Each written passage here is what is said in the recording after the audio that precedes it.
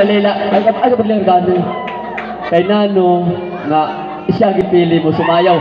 Didi anay, ang tod ayo anay. Kay Nano, siya gipili mo sumayaw.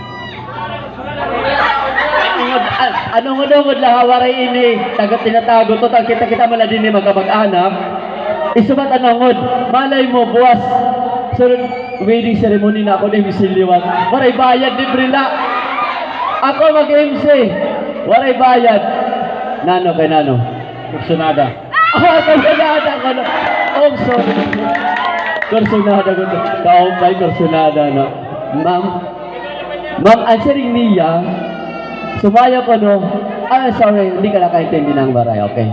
I'm sorry, hindi na siya nakakaintindi kasi Tagalog siya. So, ma'am, I'm sorry. Sabi niya, kaya daw ikaw daw na gusto niya kaparis sa sumayo kasi gusto niya.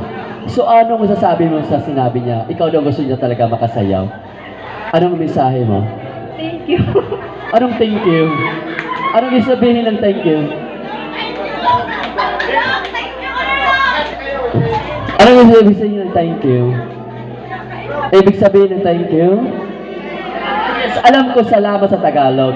Sabi niya gusto, kaya gusto niya makasama sa pagsayaw kasi gusto niya. So ano ang kanyang